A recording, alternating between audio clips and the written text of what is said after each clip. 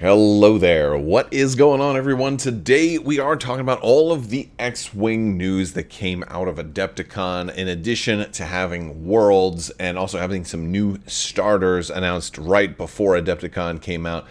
We also got a whole bunch of news for upcoming X-Wing releases, products, reprints, and even some new products all combined into one huge presentation. If you haven't seen my live stream from this weekend where we kind of talked about everything and all the other videos that I've been releasing this weekend, talking about all the different games and their announcements, we are also going to be talking X-Wing in this video, kind of just summarizing the X-Wing changes. If you guys are new here to the channel, we do talk a lot about Star Wars tabletop gaming, and we are doing a massive big new giveaway right now for a 165 Amazon gift card. That's for a Star Wars Shatterpoint core set, but you could use this gift card for whatever you want. If you want to have a chance to enter to win that, you just have to be a subscriber and leave a comment on this or one of my videos. It's as simple as that. I want to hear some of your favorite dogfights in all of Star Wars. And X-Wing is a game about kind of the small scale and even medium scale dogfights. And it used to be a game about huge ships also, but we really didn't get much in the way of huge ships in this announcement. So hopefully those are still in the works. There is a lot of stuff that is supposed to be in the works that is still coming and hinted at with this set of previews. So we're going to be getting, we're going to get some stuff, some things that you weren't expecting, and maybe some things that you were expecting sooner, but that are still coming eventually. So we're going to talk about all of that in today's video. Also want to thank today's sponsor, Luxury Playstyle. Amazing full metal tokens. They're double-sided. They come in a variety of different finishes. They're absolutely gorgeous. Compatible with X-Wing. They also have tokens compatible with other games like Star Wars Legion or Keyforge, Magic the Gathering, Arkham Horror. Check them out. Head over to luxuryplaystyle.com. Look at these amazing tokens. You're going to be the envy of all your friends when you start pulling these tokens out on your tabletop. People are going to be really impressed, especially with store championships coming back up now. You're going to want to have some cool tokens to show up to store champs with, and you can get those at luxuryplaystyle.com. If you use code Crabbok VIP, you're going to save 15% off of your purchase. So check those out. You're going to love them. All right, so let's start off with some of the stuff that we've kind of already known. You know, a little over a week ago or so, I posted some spoilers of like, hey, we got these leaks of these core sets. They were kind of officially announced the very next day. There's going to be new. They're kind of like in the squadron pack format. You know, the new starters, right? So Rebels and Empire are getting single faction starters. This is not a whole lot new here. There's the big thing is that you're not getting any generics in these packs, and that's, you know, you're also getting the standardized loadouts, and there will be objective tokens. They've talked about that. I guess the other thing that's interesting here that kind of went past me before is that this is the first time you're getting the red A-Wings in 2.0. The red painted A-Wings. They also confirmed at the mini, not the mini extravaganza, but that little panel that they did. It was kind of a big deal panel at Adepticon that they've kind of gone back to the factories, and Dallas Kemp has done some work to kind of get some improvements on the paint application. So hopefully you'll see you know, differently painted stuff. I'm kind of hoping that Y-Wing has some paint on the big old ion turret that for some reason you know, was always unpainted. From that picture, looks like it might be unpainted as well. In that picture, it's kind of hard to tell, but it definitely looks like there's still no paint on that Y-Wing from the photo in the box. Like, they have so much exquisite paint all over the Y-Wing, except that turret, which is just beige and unpainted. Like, it didn't even get hit with the wash. It's like somebody held the turret when they dipped it in the wash and then pulled it out or something. I don't understand how that happens and how it's still happening on Y-Wings, but I mean, maybe this is just a mock-up. I don't know. But yeah, so this is what we're getting for the Rebels. We're getting two A-Wings, a Y-Wing, and an X-Wing in a kind of a dedicated starter that's just for the Rebel faction. And then you're going to be getting this starter for the Empire. And they call it a Squadron Starter Pack. Which is pretty cool because it's a squadron pack in that it's got like, hey, it's got 4 ships in there. You got a whole little build in a box.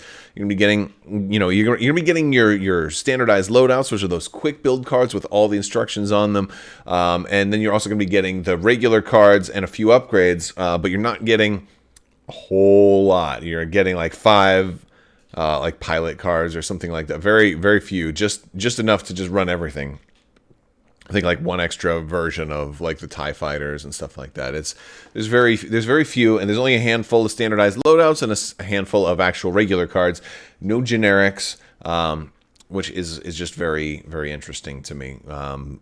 You know, they really are kind of pushing farther and farther away from running generics. I mean, right now, even if you want to run generics, you almost can't. I mean, they're not illegal, but you kind of have to forfeit the game if you run them, because you're like, oh, this generic is 4 points and you can only put one upgrade on it, but this other named pilot is 3 points and you can put a whole lot of upgrades on it, and it has higher initiative and is better in every conceivable way than the generic, you know. And I'm like okay, sometimes I just want to run generics out of spite just because you can. I think that would be really cool. That would be like the best way to play X-Wing, is run only generics, especially when they're overcosted, and somehow, defying all logic, manage to like win a store championship that way. That'd be awesome. I think it'd be cool.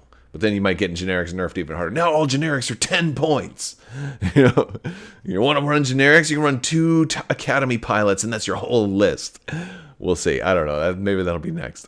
So this was the stuff we already knew. They talked about these a little bit, but not in a whole lot of great detail. The big takeaway with the Imperial starter is that the TIE bombers, you get a TIE bomber in there, right? Bombers are coming back into the 2.0 in the black box editions, which is kind of cool. They also talked about some of the more the stuff that we didn't know was coming. Well, we kind of knew that this was coming. They had talked about doing more reprints and bringing stuff that wasn't available in standard and 2.0 back into standard. So stuff that's long been out of print, bringing it back into print in second edition. Starting with the YT2400, they did say they were going to be changing the YT2400. So this has seen some adjustments. For one, you now have a 3 primary attack value instead of a 4 primary attack value. So that's probably the most significant change. Both versions, the standardized loadout and the classic Dash Rendar card, are a representative of this, as is the Lebo card behind them. So that's kind of how that is going to be working now. Tone down the attack a little bit, probably see a points decrease to reflect that. But one of the interesting things is that the Outrider title is kind of giving you some of that feel of what you would have had before, because the Outrider title is giving you an extra die at range 3, so you can still potentially get that 4 attack die hit, but you also are losing 1 at range 1. So it's like it's more effective at long range than it is at close range, but it's not exactly the same. So it's like the opposite. Like at range 3, it's the best. At range 2, it's okay, and at range 1, is not that great. It's still losing 1. And they've kind of changed some of the pilot abilities now. Dash Rendar has a changed pilot ability, and so but then again, the classic Dash Rendar has very similar, just reworded a little bit. But then the standardized loadout Dash Rendar coming with Mercenary, Seeker missiles, Lebo crew, and the Outrider title.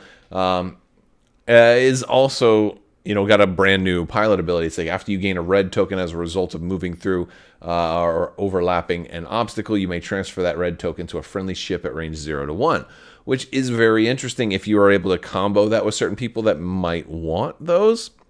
Dash is also going to be able to be flown in the Rebel faction or in the Scum and Villainy faction, which is another important upgrade for Dash.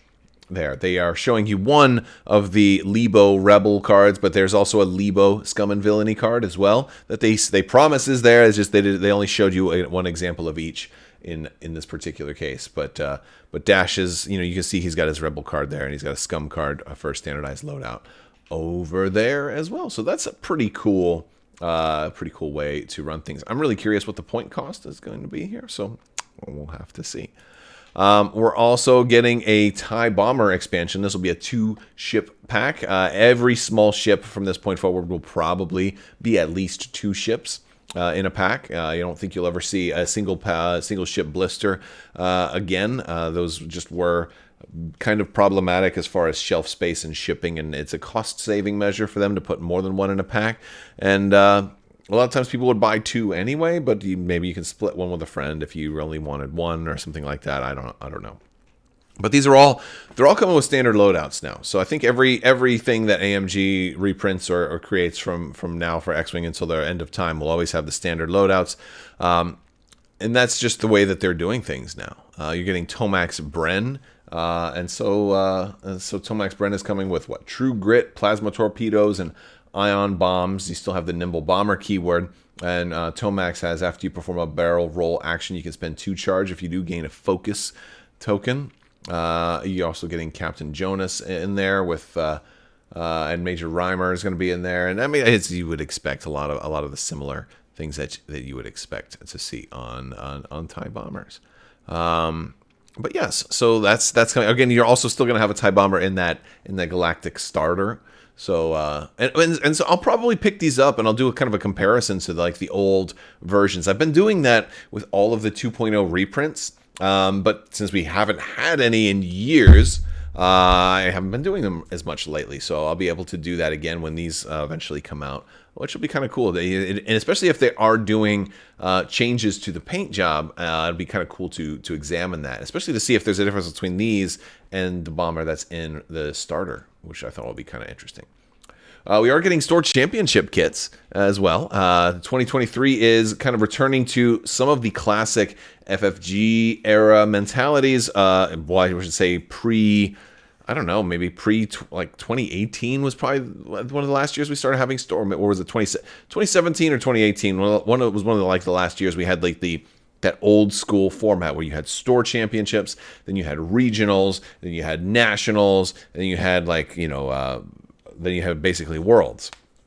And each one would get you kind of a bye in the next one, but there were still kind of like last chance qualifier type events at Worlds too, which sometimes you could, go in there and still be able to get in.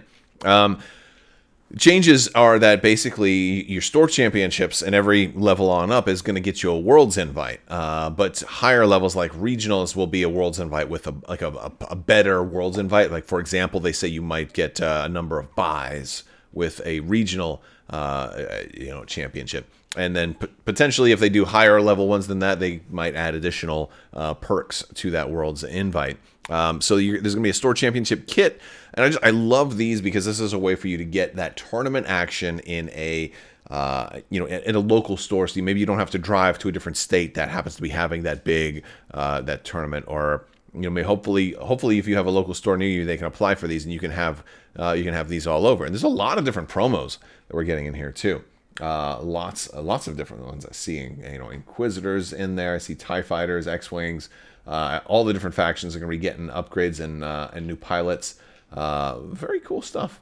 So I'm kind of pleased with that. And you're also going to be getting a new organized play kit, which is very cool. Children of Mandalore. So Mandalorian-themed OP kit with also some promos. Looks like we've got some interesting scenario stuff going on here. Now, these OP kits are not... the promos are fine, but like a lot of the stuff they come in is it's a standalone scenario. So they're not like a tournament legal new game product. They're just a kind of a side product. And like here's a fun scenario that you can optionally play if you would like to.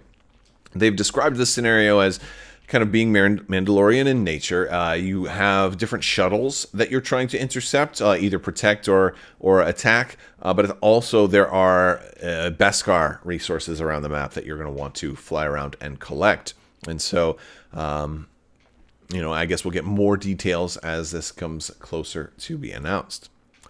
But if you don't like just the organized play kits and you want more stuff for the competitive game, for that tournament level game, there is some all new X-Wing product. And this is probably one of the more exciting pieces for a lot of veteran X-Wing players that maybe don't need as many reprints. Although that will certainly change the game because then those bombers and the YT-2400s and stuff will also then become tournament legal.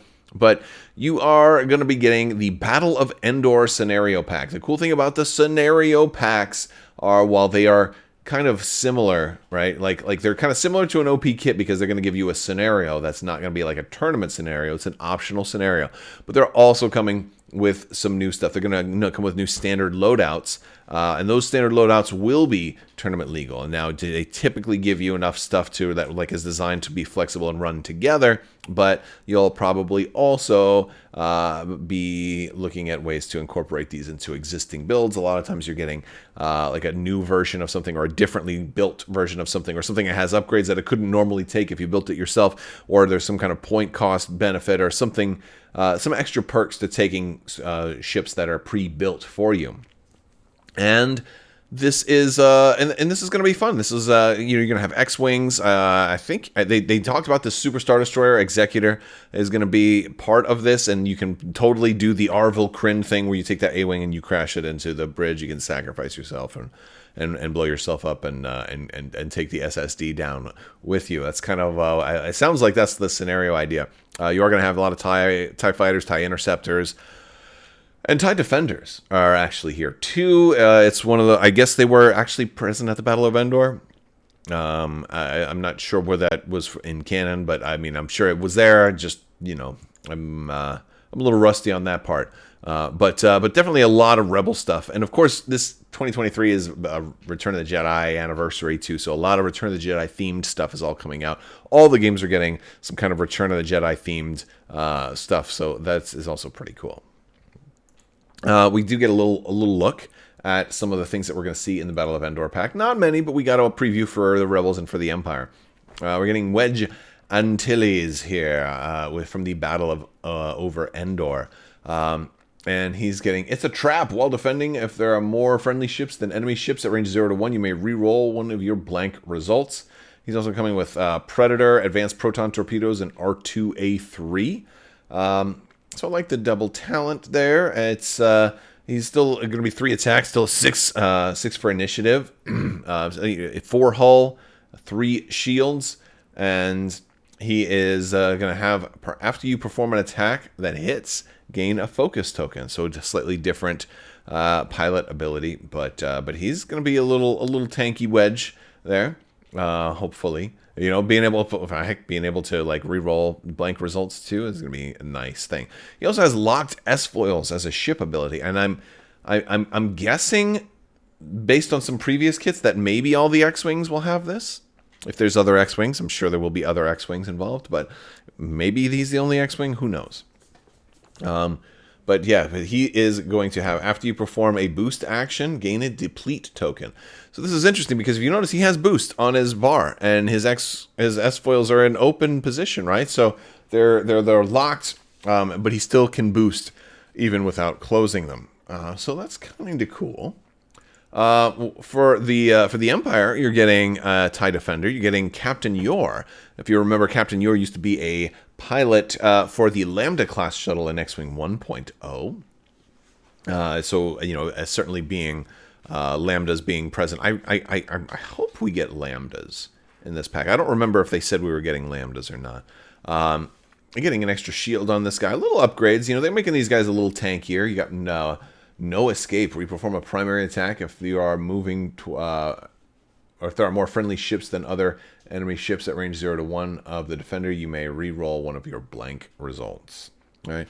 I feel like re-rolling blanks is kind of part of the theme here, which is going to be kind of exciting. He's got Predator, Ion Cannon, and the computer-assisted handling. So one thing I really do like about these is like, oh, the Ion Cannon. By the way, it's got all the stats you need for it on there too. Like a lot of the bombs, there's like these new bomb refresher cards and stuff like that, which is cool. You don't have to like remember what. So a big problem I used to have with X-Wing is like they came up with so many different types of devices and bombs and mines and things like that. Connor nets and all that stuff, and it became really confusing to remember what they all did, because you had to keep all these little rules reference things or get a community printed kind of guide out if you were running a lot of it, or if you just decided not to run it like me and then we're thinking about it one of these days and I kept shying away from it. So like having a lot of the quick reference is really cool. But Captain Yor has an interesting ability, very different from the old Lambda kind of Captain Yor. It says, after you perform a primary attack that hits, you may spend 1 charge to perform a bonus cannon attack. So, bonus attacks are pretty nice, but he can only do that twice. He's got 2 charge. It is non-recurring. And you have Chiss Engineering on there. So that's pretty cool. After you fully execute a 3 to 5 maneuver, you may spend a target lock action when attacking. If you're not stressed, you may spend a shield to apply the range 1 bonus. I think that's a shield, yeah. So that's pretty cool, you know.